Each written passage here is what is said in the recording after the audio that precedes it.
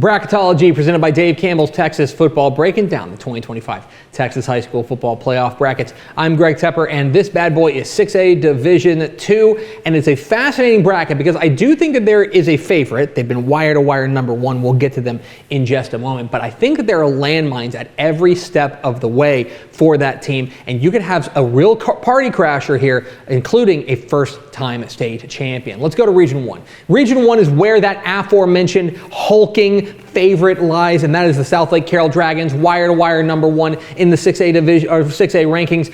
Love what Angelo Renda and Brock Boyd do offensively. I think their defense has been spectacular as well, but they are very clearly, in my mind, in the dirty side of the region, okay? Down here, they could have a third-round matchup with Prosper. I would not sleep on either San Angelo Central or El Paso Pebble Hills, especially depending on where that game is played. Keep an eye on that. The top half of the bracket, Denton Geyer, if they can get that offense going, I think they're very dangerous. I'm also very interested in El Paso Eastwood. We know that they can score, but can they get out of the first round against Wolfforth Friendship? Keep an eye on this first round matchup, by the way, between Byron Nelson and Mansfield. That is good stuff. Down to Region 2. In Region 2, this feels like the most wide open region because you've got some teams with a ton of brand name, but they've not necessarily been able to put it all together consistently. Up here is a perfect example. Longview and Rowlett in the first round of the playoffs. Longview is a team that won the region last year, but they've been up and down all year long. They could have a second round matchup. Second round with DeSoto. That was a regional final a year ago. Fascinating stuff there. The Woodlands College Park is one of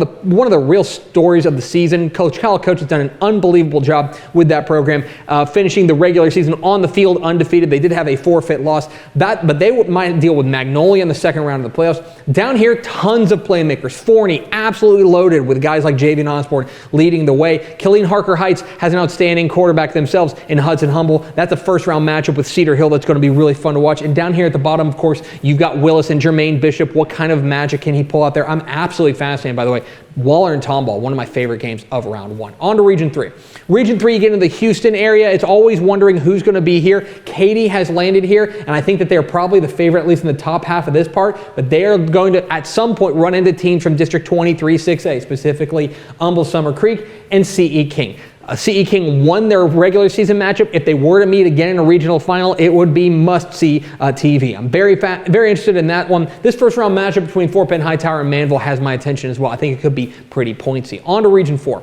In Region 4, you got Austin, San Antonio, and I think that there's all eyes are going to be on one game in particular in the first round, Vandergrift and Westlake. That is a team that won the 6A Division II state championship a year ago, and Vandergrift taking on a team that came up just short in the 6A Division I state title game in Westlake in the first round of the playoffs. I think that Dripping Springs, by beating Westlake in week 11, really set themselves up potentially well, but a potential matchup with an 11-0 Harlan team in the second round is no picnic. I'm also very interested as far as the Rio Grande Valley is concerned, keeping on Brownsville Veterans Memorial, interested to see how far they can go. It is a loaded bracket in 6A Division II, tons of playmakers, even with a favorite, and we are going to have you covered every step of the way at TexasFootball.com.